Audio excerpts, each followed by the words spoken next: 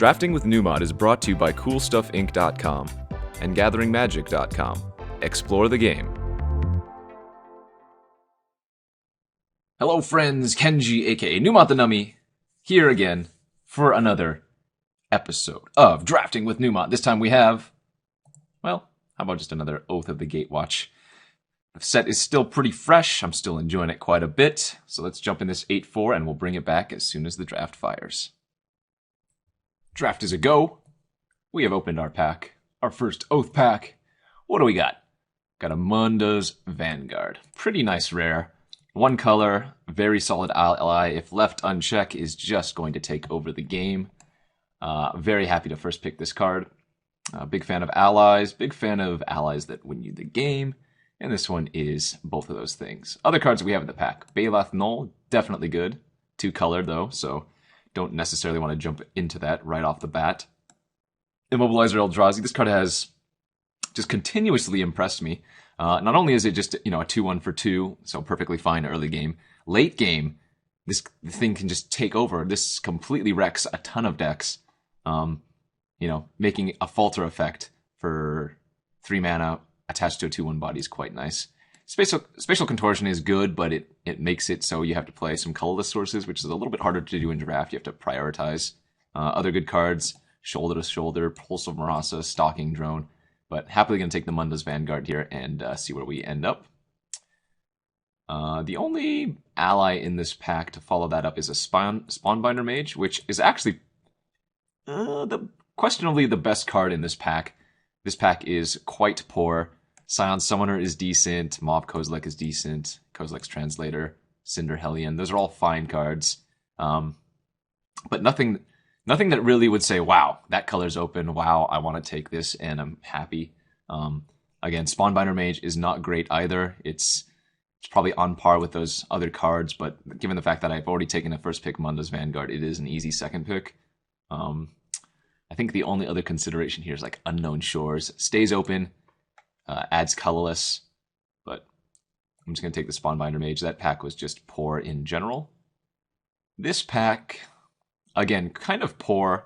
It does have some decent cards. Zulaport Chainmage is fine. Not super thrilled about this in the ally deck, but it is a decent card. Pathwarden, great green card, also an ally to note. Voidgrafter is good, but blue-green is generally considered the worst color pairing in the format. Other considerations, Seer's Lantern I'm a huge fan of. More so in Sealed than in Draft, but it still does a ton of work. Sweep Away is fine. Searing Light is also okay, but not impressive. These last 2 packs have not been amazing, and these are, only picks 2 and 3, so not generally a great sign.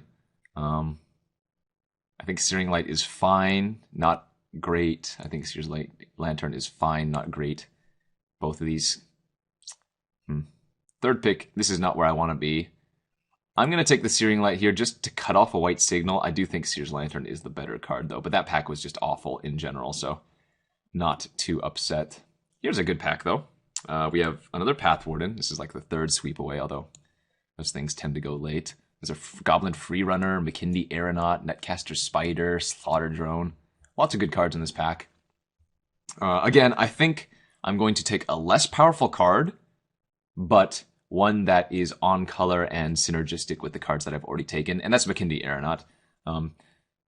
I underrated this card initially. 1/3 flyer for 2 is not great, but it's an ally. It's very important for the curve, and I think it's going to be a better pick than any of these potentially stronger cards that are in a different color. We don't necessarily know what color we want to go with white yet. Maybe we're mono white actually, so we'll see what we take here, or we'll see what we get past and take the Aeronaut. I am going to have to take a different color here because I don't think a second Searing Light's very good, and Affa Protector is not amazing. While it is an ally, it's not one that you're generally looking to play. I think the best cards in this pack are probably Jor Isle Avenger and Kozilek's Translator. Both do a nice job in their respective decks. Could also consider taking a Crumbling Vestige just for a colorless source, kind of a hedge. Not even a hedge, just, in case I get some colorless cards that I want to play later on. Again, I don't want to take Searing Light. Not number 2 anyways. So I think it's going to be between the Jar Isle and the Kozilek's Translator. And blue-white, again, not considered a very good pairing. I'm going to take the Translator here, but we might not even run it. We'll see what happens. Wow, this is an interesting pack. Blinding Drone, one of the best, if not the best, blue common still in the pack. Kind of awkward. The thing is, I don't want to take it. Taking Blinding Drone is kind of like taking a third color in addition to the second color, because I need to get those colorless sources, and right now we're not looking to play that. Other cards in this pack: Holdout Settlement, Pulse Marasso, Shoulder to Shoulder, and Spawnbinder Mage. So these are the 2 cards that I'm looking to pick up here. I think Shoulder to Shoulder is generally harder to pick up than Spawnbinder Mage, but I think I would rather take Spawnbinder Mage here. The thing is, I already have 1 2-drop. I want to get multiple more, or multiple 2-drops for the deck. So I think I'm gonna go with Shoulder to Shoulder here and pass the Spawnbinder, which is a little bit awkward. But both are awkward passes for signaling purposes. So. Okay, well, the best card here is Free Runner. I do like Kozilek Shrieker quite a bit, but again, I'm not really looking to take the cards that require Devoid, or rather colorless sources. This card is great in a deck that is heavy colorless, but I think here Free Runner is going to be the pick. It's an ally, it's still in the pack, which is a good signal for red, and, it works very well with any pump effects, which we do have a few of so far. This pack's pretty poor. I'm not going to take the wastes. Dazzling Reflection, I've come around to a little bit. You're able to, block a creature with multiple creatures, and Dazzling Reflection is not going to allow you to get blown out by them having a removal spell, right? Because, for instance, say you block a 3/3 with 2 2/2s.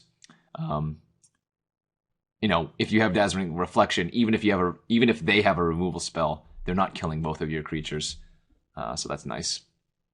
Warden of Geometry is okay. Nothing else impressive in the pack. This is kind of the same thing. I think here, Gravity Negator, Warden of Geometries are both fine. Again, not amazing cards. Cinder Hellion is perfectly acceptable. Binds of the Recluse is a great trick. I'm not a huge fan of Iona's Blessing, and Cinder Hellion is a fine card. Plus, I already have 1 other red card. We'll see what happens here. Okay, late Sweep Away. Again, not really interested in taking colorless sources. Spark Mage's Gambit could be very good as well in a more aggressive strategy.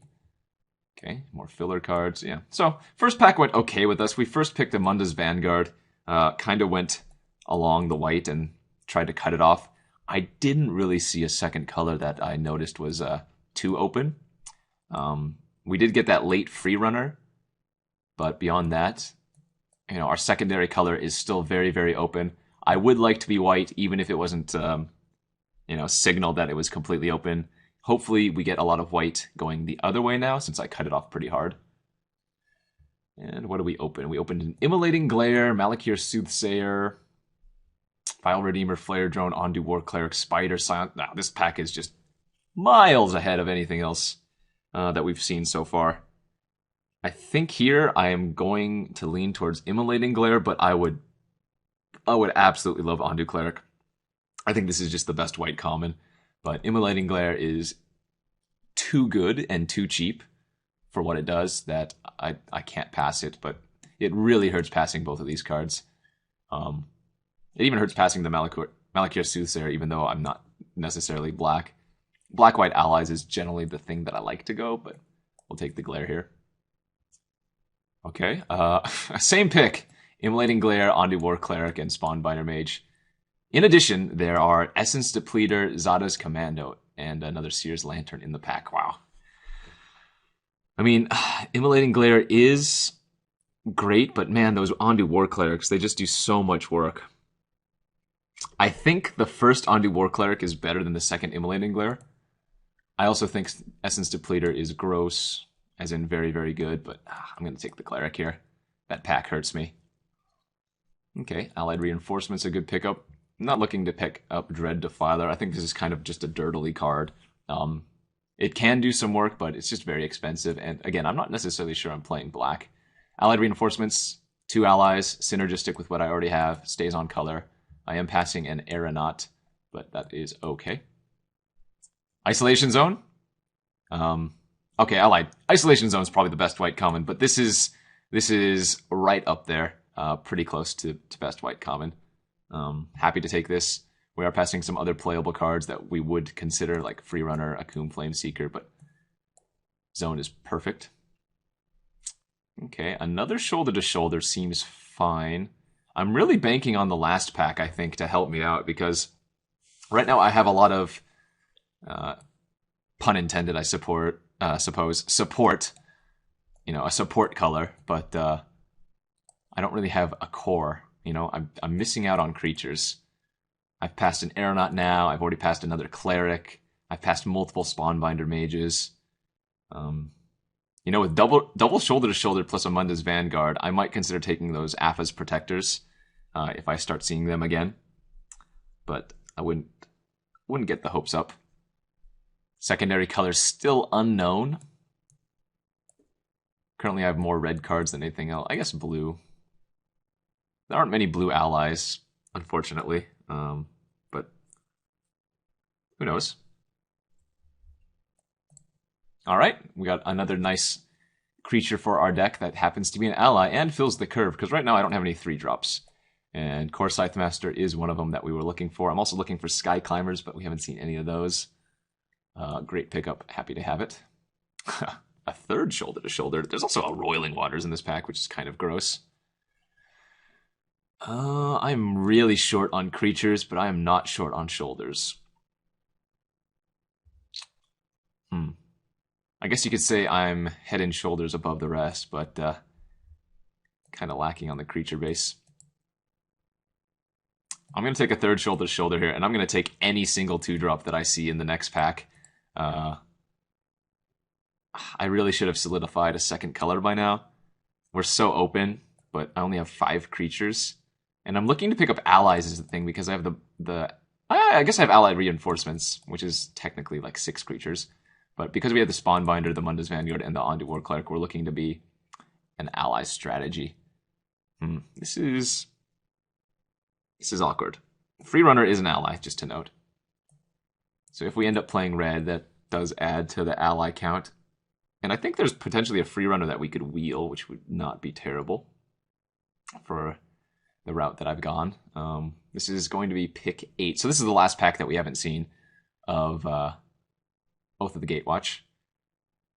I mean, if I could find a white ally in this pack, that would be the best. I didn't see a single Vampire Envoy to note, so I think black is definitely out of the quest.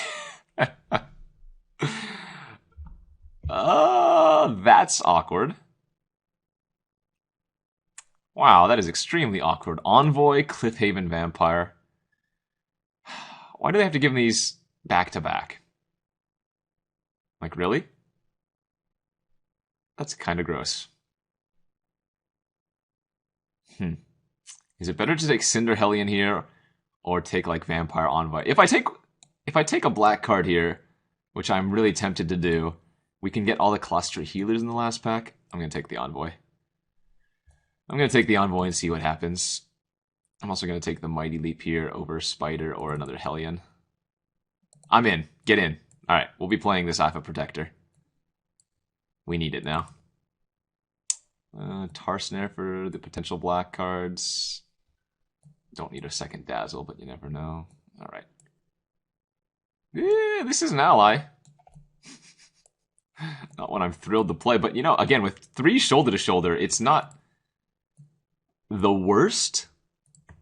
I say that in the nicest terms that I can. It's not the worst.